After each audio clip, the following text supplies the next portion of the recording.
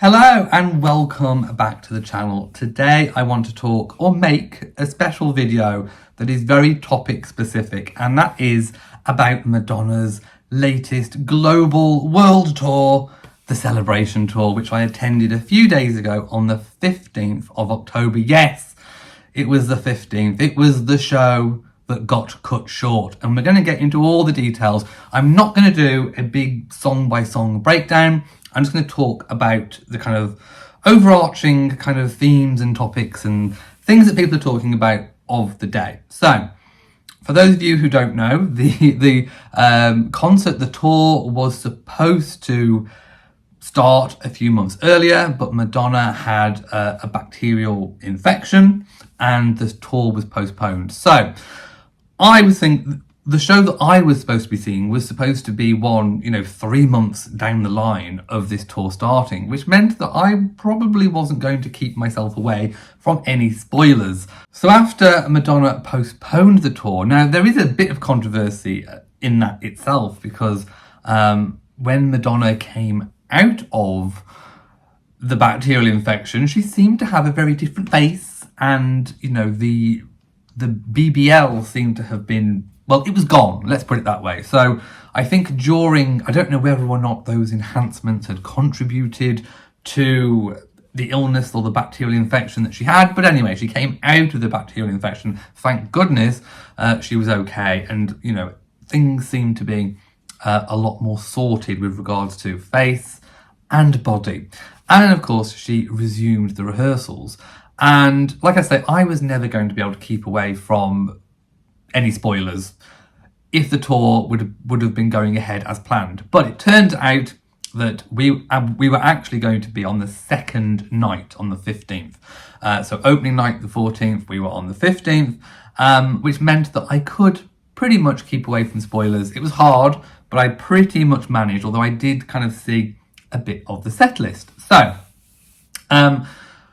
comes to our tour, and to be honest, there wasn't really any definitive sort of what time Madonna turns up on stage. So we kind of went by what she did the previous night, which of course, I think because it was a Saturday, the curfew in London was 11.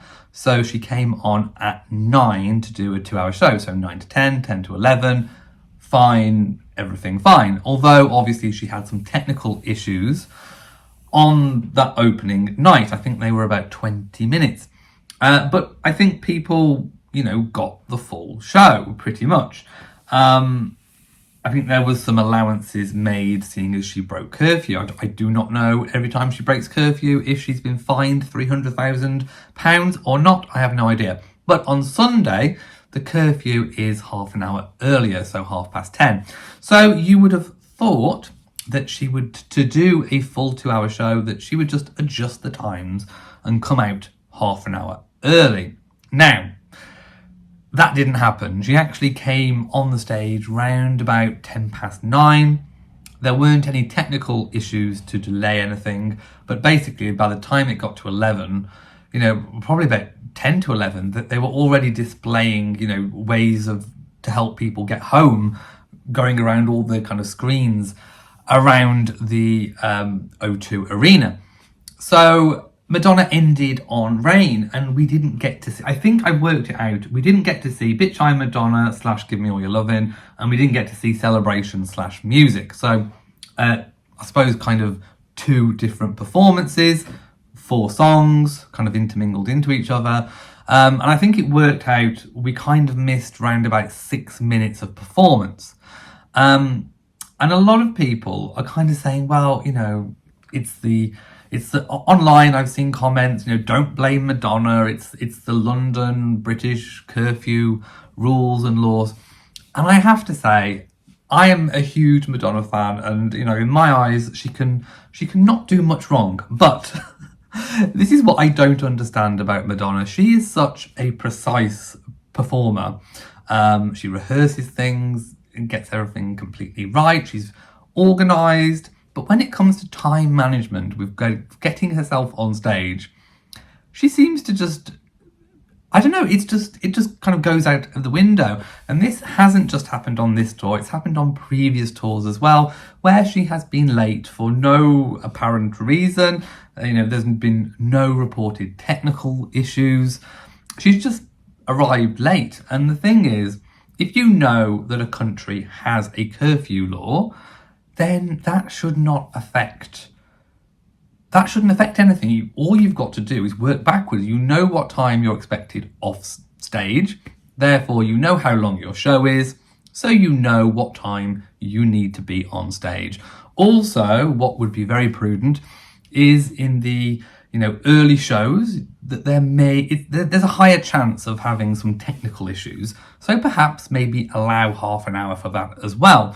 So really, Madonna needed to have been on stage, I would say, about 8 p.m, just to get the show done, and obviously to do the show in its entirety, so that everyone who's paid good money gets to see the full show.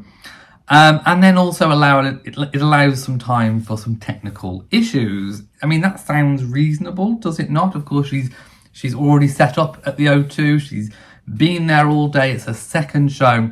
So you would imagine that she'd just come on stage a little bit earlier. And at the moment of making this video, there has been no indication that there was any other reason than Madonna being late.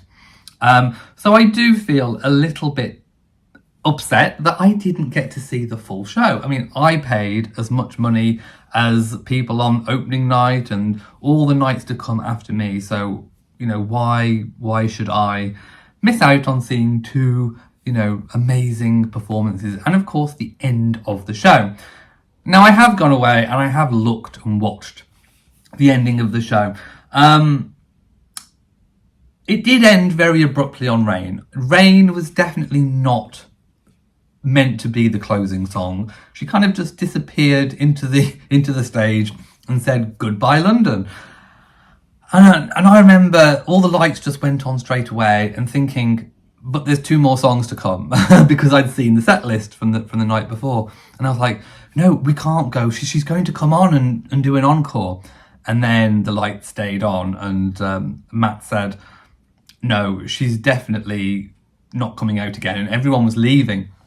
So I was like, oh no, I've missed the ending of the show, and I'm such a huge fan, and I really wanted to see it. And also that had a knock-on effect with transport as well. Although 11 is the curfew, London Transport doesn't run. I mean, this is not Madonna's fault, but the trains kind of stop after a certain time, so we didn't make our connecting train. Then we had to pay a lot of money for a taxi to get back to where we were staying, so that cost even more. I just think my overriding comment is she needs to allow herself a little bit more time, to do the show, so that people can get back home in case there's any technical issues. Just get on stage a bit earlier. We saw Lady Gaga last year, and she came on at 7.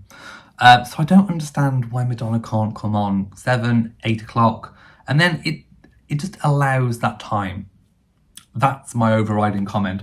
But what did I think of the tour itself? Well, it's her first kind of retrospective tour. I know the Reinvention tour was kind of meant to be a little bit of a look back, but she did a lot of songs from American Life. So this is billed as her first kind of real proper look back celebration tour of her 40 years of chart global pop dominance. And I have to say, it was amazing to go on that journey all the way through.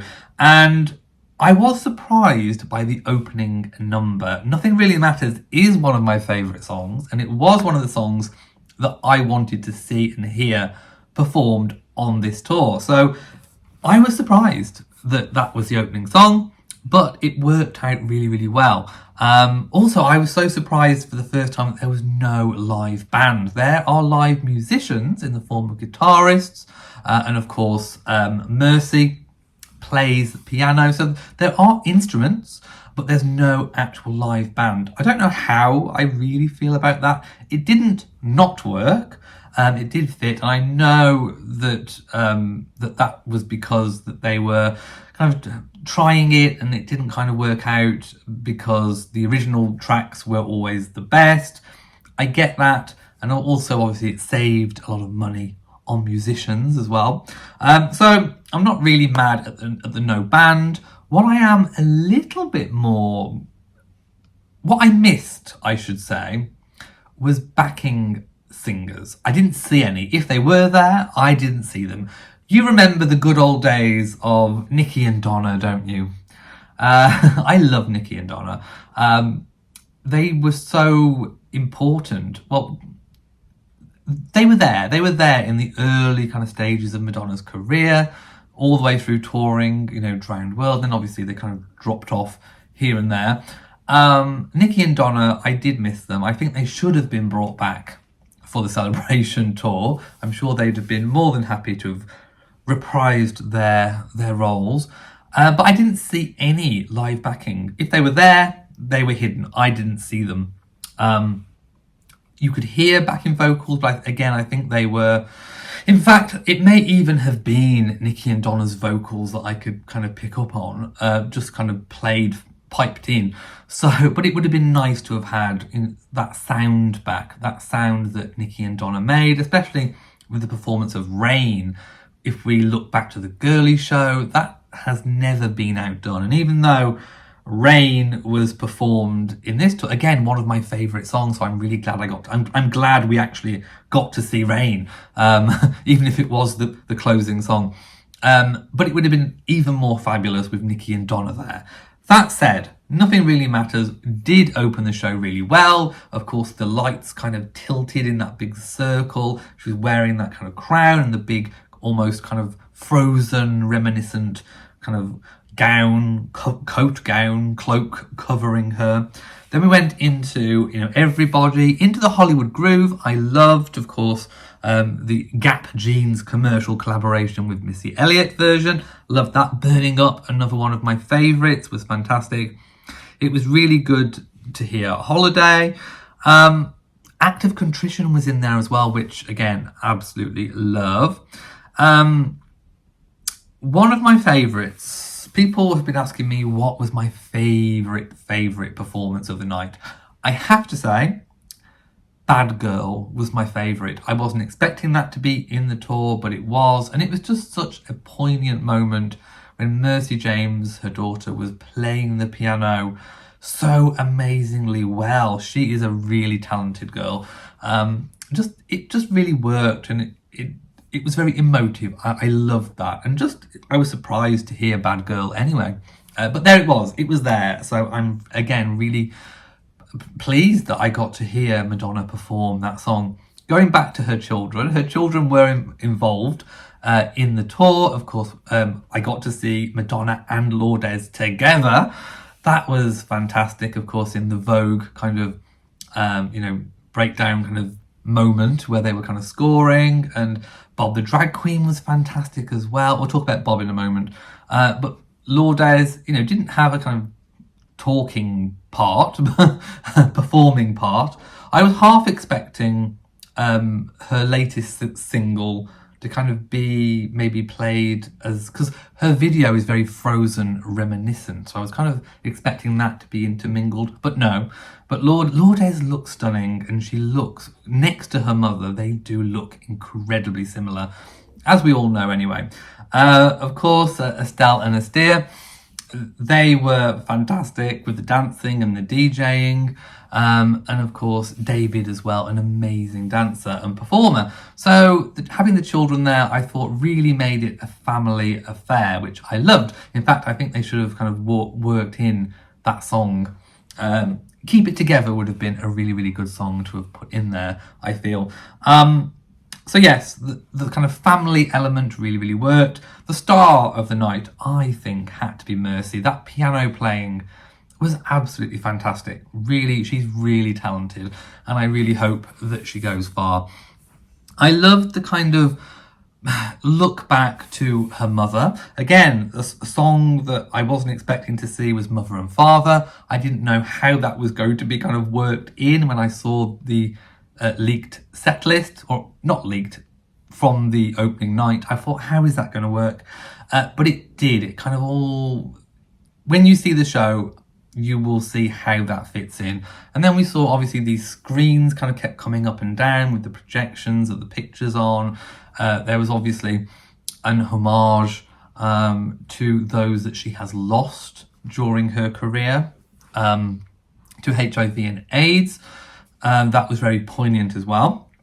And of course, has been part of her work and, you know, her legacy to come. So that was really important to see. Die Another Day was one of my favourites that I Will Survive. Now that was a bit of a shocker. I can see why she did it, and she sang it really, really well, because she has survived. And, you know, she did say that one of the most controversial things that she's ever done is stick around. And of course that was played there as well, along with a load of headlines of kind of haters kind of headlines. So overcoming adversity was a big overarching theme. La Isla Bonita, I loved. I was dancing the whole time. It was absolutely fantastic. Again, sort of bedtime story, ray of light on that massive part of the stage that was like rose up like a box. That was fantastic. The fact that she flew through the air in that kind of almost Barbie box was really great too, because she got to kind of go out, you know, further kind of into the audience, and that was really good. Everyone, we had amazing seats. Our seats were absolutely fantastic. I could actually see detail on Madonna in her previous world tour, not the Madam X. I saw Rebel Heart. I was much farther back and I couldn't really make out that much other than her blonde hair. Ooh, wigs, hair. So she did have a few wigs. It was hard to tell which one was real hair, and I think they all might have been wig, to be quite honest. But I almost feel like the shiny, sparkly catsuit perhaps should have been the opening outfit. I don't know, but that kind of, you know, sleek, long blonde hair. I would have loved to have seen a bedtime story performance moment where the hair was kind of all whooshing up. That would have been fantastic to see. But I loved the costumes. The performance of the kind of blonde, the hark back to Blonde Ambition with the bed, like a virgin bed, the dancers and performers dressed up with those kind of latex masks that kind of looked like Madonna's face. There was lots of different incarnations of Madonna on stage that she was interacting with, you know, versions of her younger self. I thought that was really interesting as well.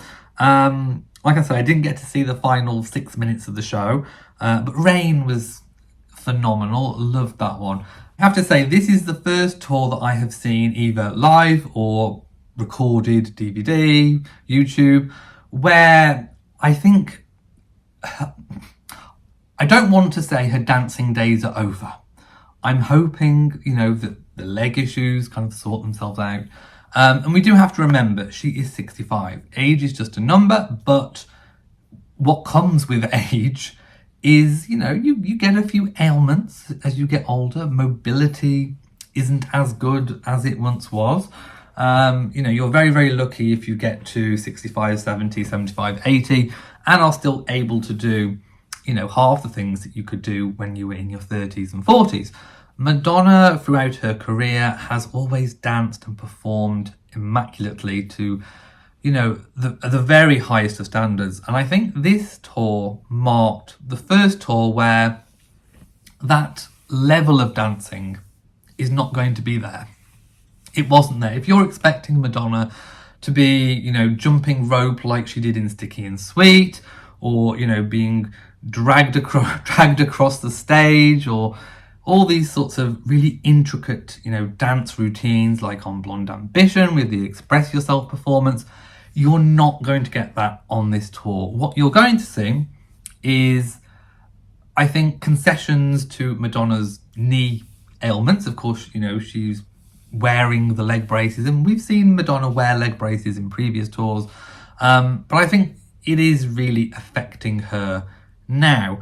Gone are the days where she's doing the intricate dance routines. What we are seeing is more akin to how other performers go on stage and perform, the likes of Cher, the likes of Mariah Carey, who are not necessarily known for their elaborate dance routines. They move, they are choreographed. Madonna is still choreographed. Madonna still moves across the stage. She's not really stopped or stood still for long, other than when she's in the box, or of course she sat down on the chair during Vogue, which I'm kind of thinking could even have been put there maybe to give her a little bit of a sit down, perhaps. The cynical amongst you may even think that. But yeah, the dancers are very much used to kind of dance around Madonna. Of course, there was the scene where she's kind of writhing with them. So she interacts. Most definitely she interacts. She moves around the stage. And, she is still, even at 65, with her reduced dance moves, she's still putting younger artists half her age to shame. She really is. But what happens is, when Madonna is just such a great performer, you don't hold Madonna up against other artists. You begin to hold Madonna up against Madonna, against herself. And like I say, if you're expecting the dance routines from Blonde Ambition, Girly Show, Sticky and Sweet, Reinvention, all those great tours, you're not going to get it here. If you compare Madonna against Madonna. And yeah, that's just the sad reality of it. I'm hoping, fingers crossed, that she begins, that kind of, she loosens up with her legs and her mobility as the tour progresses.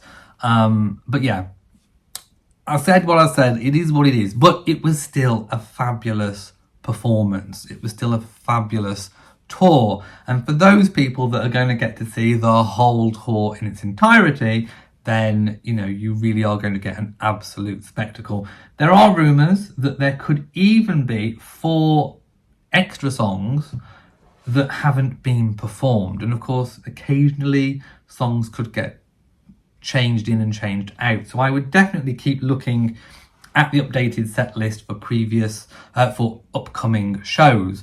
Like I say, I don't think that we should blame the UK for its curfew. I think it comes down to time management. You know when the curfew is going to be, and you work backwards. And then obviously there shouldn't be any issues. When the tour goes to other countries, we may get to see the full set list, which could include other songs. Some songs may even, like I say, get changed out, switched up. Lots of people are complaining on the internet about the actual ending, saying that it was underwhelming. Like I say, you're talking to the wrong one here, because I didn't actually get to see the ending.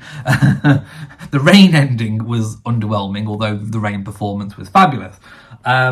So yeah, she kind of has that kind of, head wrap, and then kind of puts the veil over, reminiscent of like a virgin, and then kind of goes down into the stage. Probably not one of her most elaborate endings, but we'll see how that develops. That is something that she could potentially change up as the tours progress. Like I say, these things, although Madonna is a very precise performer, things can change. We have seen that happen with previous tours. Now, songs that I would have loved to have seen, You'll See. You'll See is one of my favourites. Where do I think it could have fit on the set list?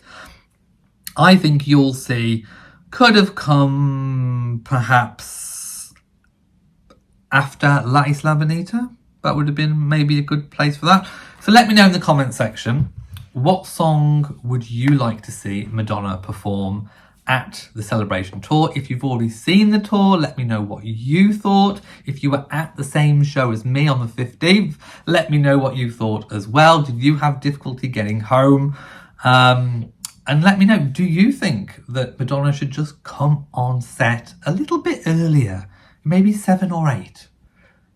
Just let me know. Drop me a comment in the comment section below. Also, Bob the drag queen was absolutely fantastic. I didn't know how Bob was going to be used. Turns out he was used basically throughout the entire show. He was kind of peppered through, and all of those moments that he was in was fantastic. I mean, I loved the recreation of the Vogue MTV performance, kind of Marie Antoinette look. That was fantastic.